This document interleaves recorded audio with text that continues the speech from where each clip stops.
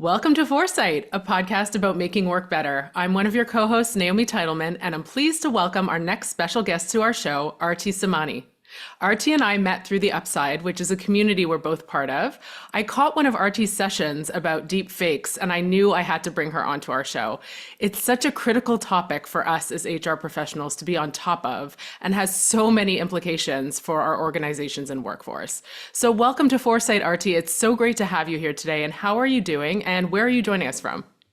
Thank you, Naomi. I'm so pleased you invited me. I'm really excited to be sharing whatever I know about deepfake fraud and how it impacts HR leaders and organizations generally. I'm doing very well. I'm in London. The sun is shining today, so it's a beautiful spring afternoon, which is always very cheerful.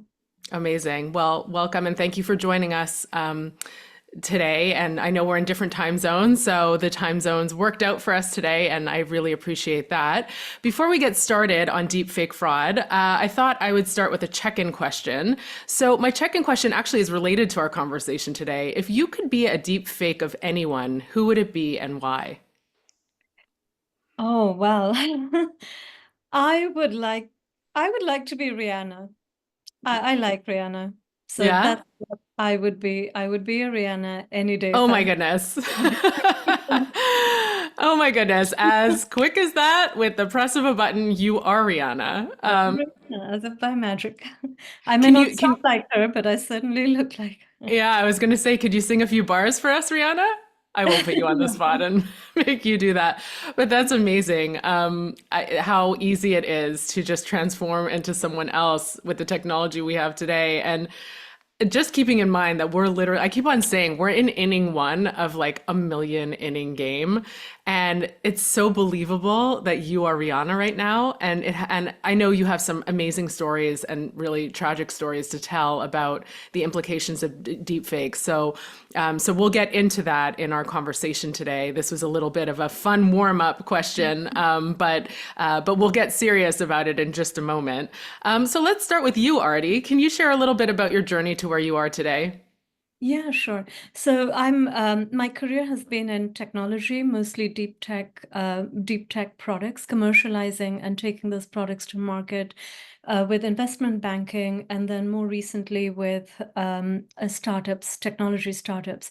And one of the tech I worked on was facial verification for remote identity check. And this is really important because when a lot of our life happens online, especially since COVID, we are so used to doing everything remotely, and we trust every remote interaction because we've never had a reason to not trust. And therein is the problem, right? Because when you can do something remotely, then there will be a group of individuals who will take advantage of that situation. So I worked on biometric facial recognition for very security sensitive organizations like government agencies, Department of Homeland Security, Government of Singapore, United Kingdom Home Office, etc. And the aim was to make sure that during those online interactions where you can complete some of the tasks that you need to legally, the agency and the individual are confident that the process is secure, and the authenticating agency, in this case DHS, for example, can be 100% sure that the person on the other side of the screen is actually a real human being, because often they're not. So I started Fascinating. working in that space, and obviously recently, since generative AI, deepfake fraud has risen exponentially. And so it just felt natural and the right thing for me to do, which is to work in that space and prevent by driving awareness, education, assessment to as many organizations as possible. Really, truly mind blowing. I mean, like I mentioned in my intro, I saw a session, you talking with another podcaster, and it's just really incredible what deepfake fraud can do for our organizations and for us personally. And it really impacts kind of this concept of trust. Like the concept of trust is really evolving. So I think there's lots of opportunity there. But let's start with the basics. What is a deep fake? We hear that word all the time. What is it? Yeah, and I'm glad you asked the question, what is a deep fake? Because a lot of times people know the word deep fake, they don't know exactly what it means. So deep fake is made of two separate words, deep technology or deep learning and fake media. And when you put together, it's the use of deep learning technology to create fake media. And media can be images, voices, videos, any form of media, but something which does that the person did not intend to. So, for example, Rihanna never intended to be on this podcast, but she is. With the use of deep learning technology, I can take on her persona and I can make her say and do anything that I, with a negative intention, might want to. So, this is getting into the fraud mindset that they will take on readily available media of unsuspecting individuals, and they will manipulate it using artificial intelligence to make it speak, uh, show them in an environment, or make them act in ways that they never intended to. That is what we call deepfake. And often it is used for negative purposes. Now, there are Hmm. positive applications also. So it's used for learning and development, like online training videos. It's used for marketing, where you don't have to film the same scenes again and again. It's been used for entertainment in film production, etc., for a long time. But now it is used more and more for negative purposes, for financial gains, uh, gains for information, data, etc. Wow. So my mind goes to many different ways that this can be used nefariously. So what are some of the ways in which deepfakes can impact our organizations that you've seen? So in organizations, they manifest so at a very high level in two ways.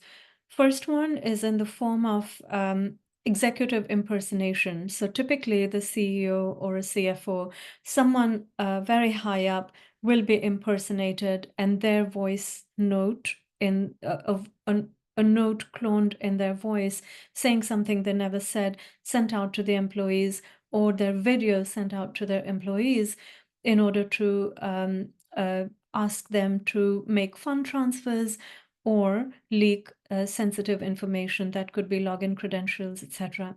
And the other way in which deepfake manifests in organizations is in the form of fraudulent identity checks. So when you are onboarding employees, perhaps when you're onboarding suppliers, vendors, anywhere where you are required to do an identity check of an individual, that could be manipulated using deepfake fraud. So those are the two overarching ways in which this manifests. Now, if you think about the myriad of possibilities in how this can be used, then obviously that multiplies exponentially, and it manifests in different ways than within those two scenarios. Yeah, I mean, I just think of, different scenarios, especially as an HR professional, the interviews we have, and I know we'll talk a little bit about this later in our conversation, but especially in our remote first working environment, in a lot of cases, this is a situation where we need to make sure we're doing things in person, at least before we onboard someone as much as possible, which is obviously not possible all the time. But, I think about how many candidates could not really be the person that we think we're hiring, or they're working for multiple organizations under different deep fakes. I mean, the opportunities for someone to use this nefariously are really endless.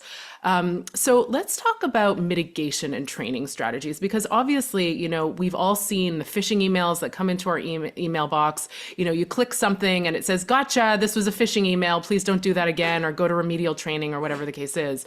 But that no longer really cuts it, because you can't possibly, simulate every scenario that could potentially come up in an organization. So what are some of the things to consider to mitigate deepfake fraud in our organizations? Yeah, I'm really glad you bring up that question. And you touch on a very important point, which is it's not possible to simulate every scenario. So let's kind of take a step back and understand how deepfake works, right? So deepfake is a technology that powers social engineering very, very robustly. It is super powerful.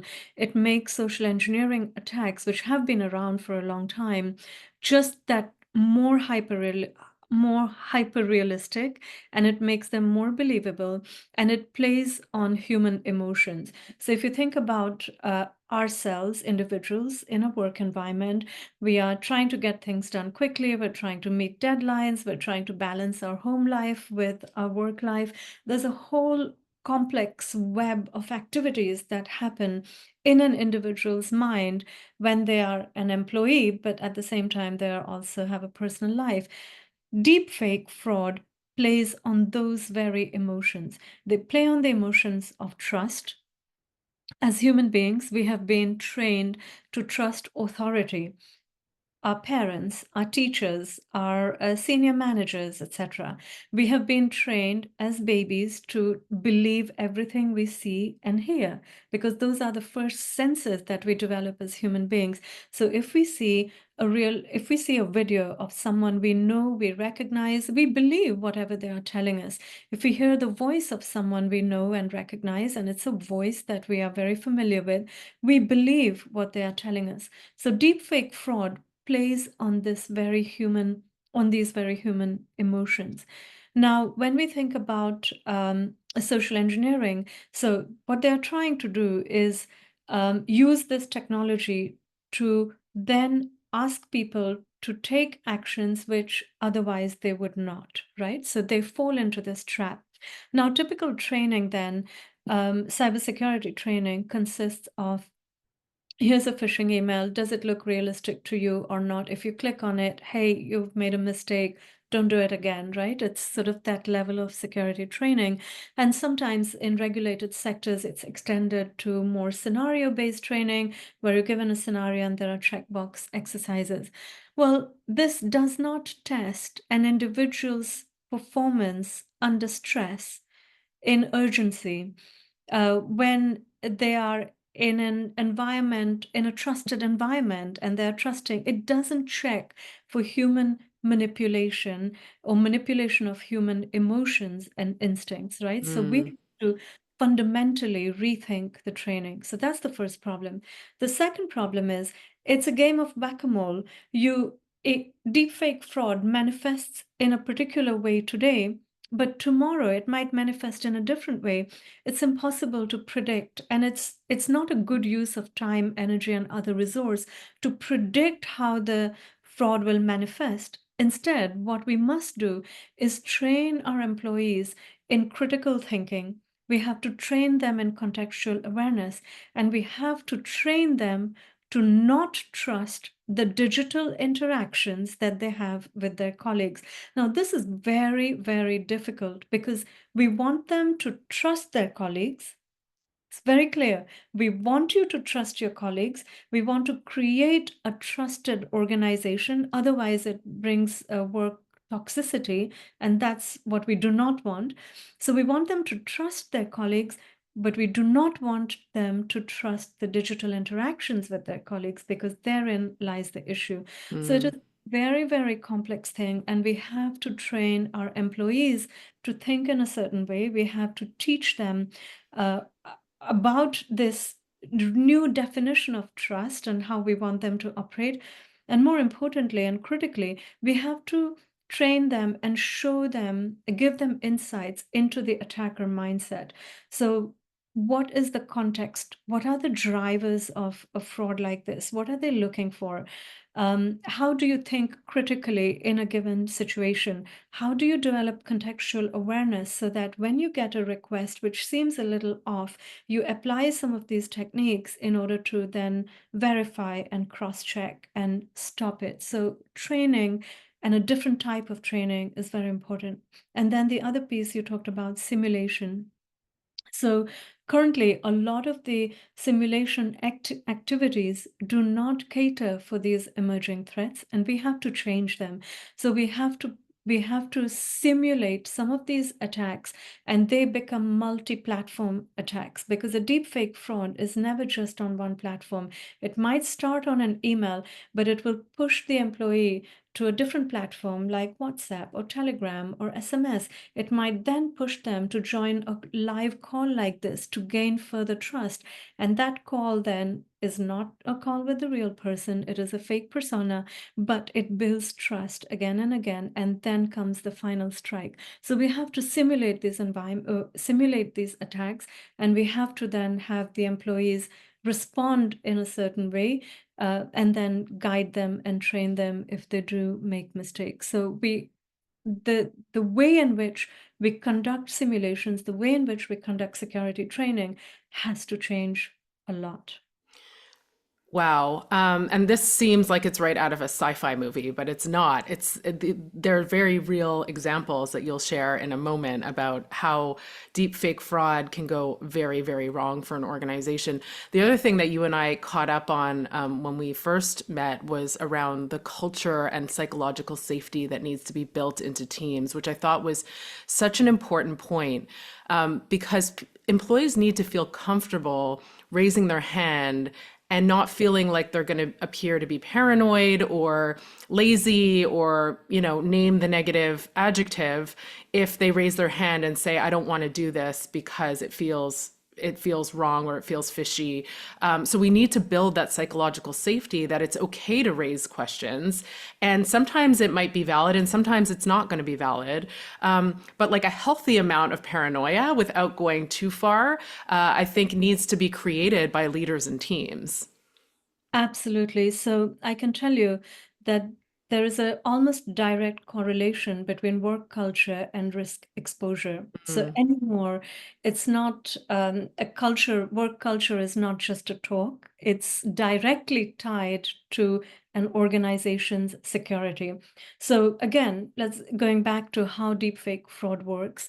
It plays on human emotions, it plays on human psychology, right?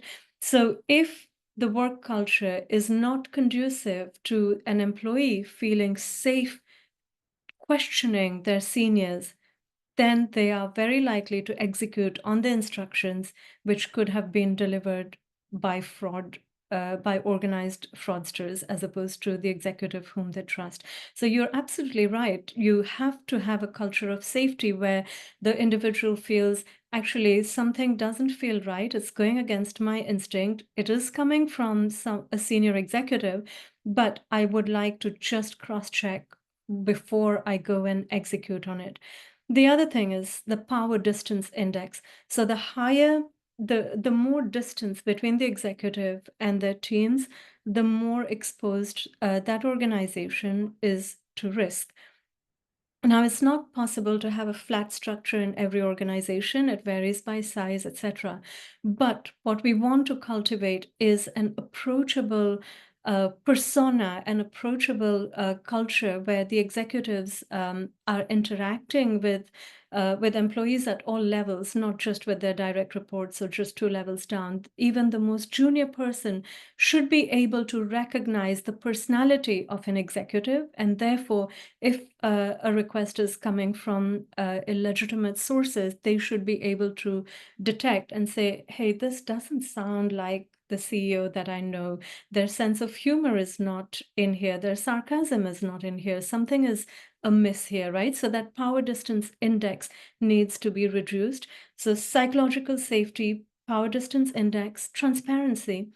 An employee can only have contextual awareness if they have the information, if they have the context to be able to operate in, right? So there needs to be enough transparency where possible. You want to communicate down to your employees on all the activities that are taking place within an organization. So if a request comes into the finance team, which says, hey, we're going through an M&A, and we need XYZ amount transferred to this account, the financial controller should have enough context to think, we had the all hands meeting last week. There was no mention of an M&A activity.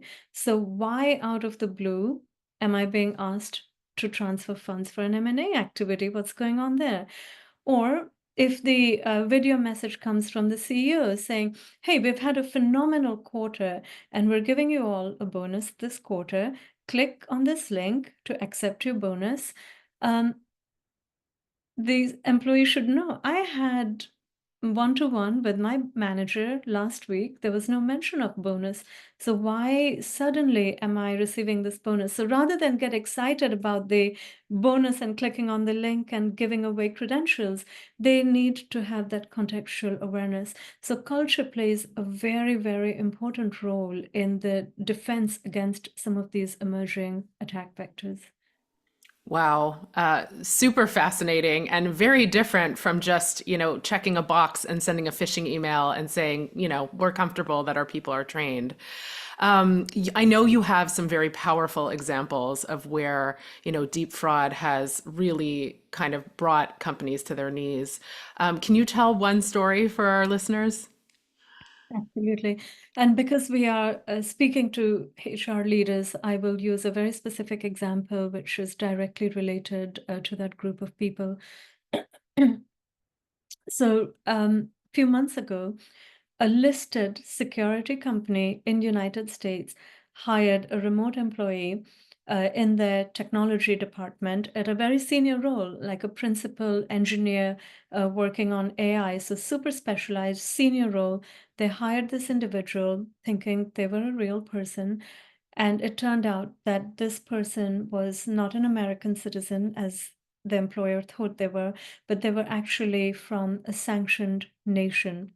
So without realizing, this security company hired a remote worker from a sanctioned nation, which is illegal. And it happened because all the interviews were conducted online. They were all conducted via a video conferencing, as is the norm. And every interview was an impersonation. So this candidate was taking on the face of a different person and masking their real identity. After the interview, and they performed very well on the interview, so they were recruited. Following the recruitment, obviously they were put through identity checks, background checks, etc. They all passed, but all of them were using fraudulent identity documents of some citizen in United States. So the interview passed because they performed very well in all the competency tests, and they went through 5 or 6 rounds of video interviews. They passed every one of them, and they passed the identity checks because they were all fraudulent documents. So a combination of fake identity and deepfake, live deepfake video calls came together to then secure employment in this organization within a few hours of joining the company. So before they joined the company officially, the organization sent them the work equipment. So a laptop was delivered. They asked the laptop to be delivered to an address which was different to the address that was mentioned on their resume, on their contact details, etc. Not thinking anything of it, the laptop was sent to that address, it was collected, and on the day that the candidate joined the business, within a few hours of onboarding, there was activity of malware installation on this device. And that sparked a whole lot of security concerns to the team. And then further investigation revealed that this something very serious was going wrong here, and all their access was stopped. But Wow. in a nutshell, deepfake technology to conduct interviews, fake identity documents to prove their identity and pass the background checks, um, machine delivered to an address in United States, a different address, but an address in United States, and the action of installing malware on the device triggered some security alerts within the organization, and that meant they were able to identify and stop access for this person to any confidential information or anything else before they could cause any harm. Wow, that is a very powerful story. And by no means is this conversation meant to make our HR friends petrified. It is quite frightening. But it's a real example, right? Like identity fraud has been around forever, but now it's just so much easier and it's so much more believable, to your point, because it all plays on our human emotions. We want to believe everything that people are telling us in interviews. We never want our mind to go to the place that this person might not actually be the person that I think they are. They might be Rihanna or they might be Artie. But this is real. This is happening in our organizations today. So, many of our listeners are HR professionals. What would you recommend as like one or two things HR professionals can take away from our conversation today in terms of next steps?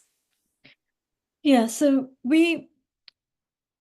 HR play a very, very important role now in organizational defense. I said this before and I will repeat that. And they play a very important role in a number of ways, right? So culture is one piece. We've already discussed that. Recruitment is the other piece, right? So from receiving the resumes of candidates, they want to be looking at, or they want to be briefing the recruiter, external agencies if they're working with them, or recruiters they're working with. They want to be briefing them to look out for certain signs. So you want to do a reverse image check of the candidate, because if you do a reverse image check, you might see that this face appears in different contexts online, which is what happened in the case that I just described. So when they did the reverse image check, they suddenly realized that actually this face is taking on different names in different on different websites and different environments. So basic checks like that, hygiene, right? When you see a resume, make sure that it all tallies up. Do some cross-checking. If you're shortlisting this candidate, do a reverse image check. If there is a phone number on the resume, please do call that number. Make sure that it is a valid number and not some random number. So that is before the interview. During the interview, you want to rethink your interview process. So, in addition to doing the competency checks and the culture fit, you want to do an authenticity check, right? So, if this person is in Toronto, you might want to throw in some fun kind of trivia type questions about Toronto, just to gauge, if it's throwing them or if they are actually able to respond in a meaningful way. So if an individual is based in a remote part of the world, but claiming to be in Canada, for example, then they will not be able to fluidly articulate what's the weather like in Toronto today, or who their favorite sport team is, or their favorite hangout for dinner, etc. So you want to throw in some of those trivia questions. You want to just check for unspoken, non-verbal and non-visual cues, right? Are they reluctant to get on a video call during the interview process? If so, there's probably something fishy going on. Are they always complaining about bad network connection and therefore low quality of video? We often take it for granted, right? If somebody says, "Oh, sorry, I'm having network issues," I don't think about it. I'm like, okay, no problem.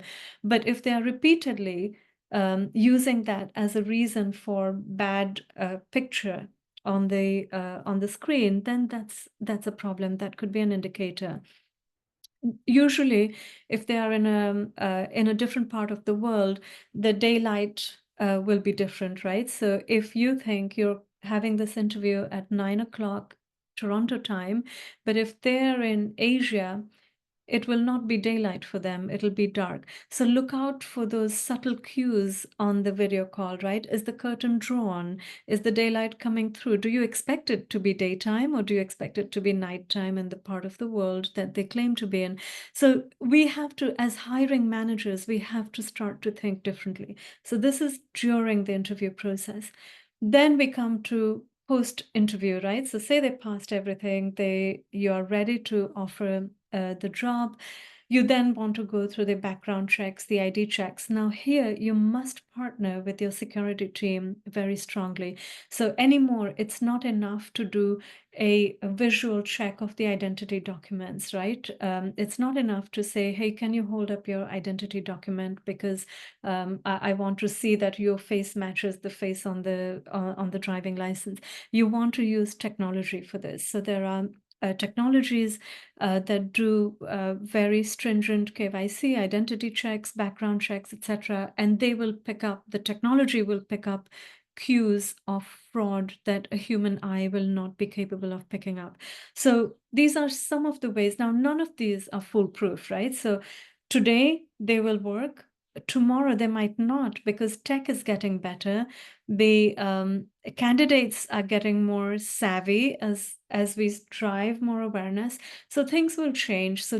But this is why we need that critical thinking ability to be developed in every individual in our organization. But these are some of the ways in which you might want to look at the red flags. Unbelievable. So I'm hearing number one, small talk is not a waste of time.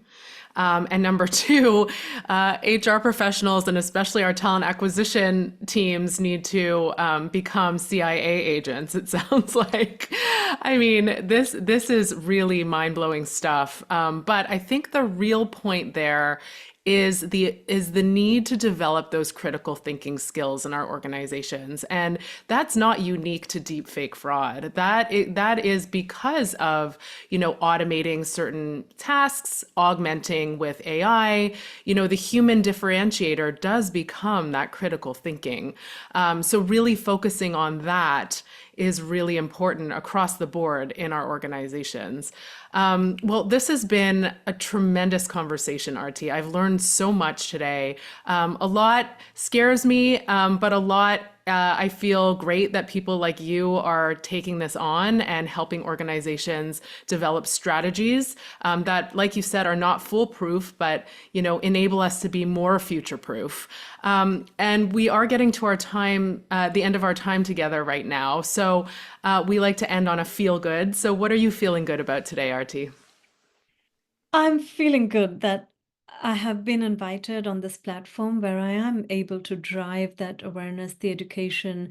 I'm able to inspire confidence in HR leaders to demand a seat at the table, because culture now is not just talk. It is important. You are defending an organization with the culture. You are defending the organization through better hiring practices, better vetting practices. You are defending the organization through training and awareness. And think outside the box, like use the avenues that you already have for training. As HR, do you conduct lunch and learn sessions? Inject deepfake awareness training in there. Partner with your marketing team. Are they organizing employee summits? Inject awareness training in there. During onboarding process, during sales kickoffs, partner with your revenue colleagues, right? So really, HR folks now they really can and should step up and take security very seriously, partner with all the other executives around the leadership table, and really play a strong part in organizational defense. So I feel great that I have the platform to drive this narrative, this information forward, and hopefully inspire some folks who are listening to us today. Amazing. Well, thank you so much for spending this time with me today. Before you go, can you tell our listeners how they can learn more about the great work you're doing? Absolutely. So visit my website. It's rtsamani.com. And I'm also active on LinkedIn. So look me up on LinkedIn, RT Samani. I share content. I share conversations like this on LinkedIn as well as on my website. And just reach out to me. I will be very happy to answer any questions or help you in any way that I can. Great. Thank you so much again, Arti. It's been such a pleasure. And until next time, everyone, take care.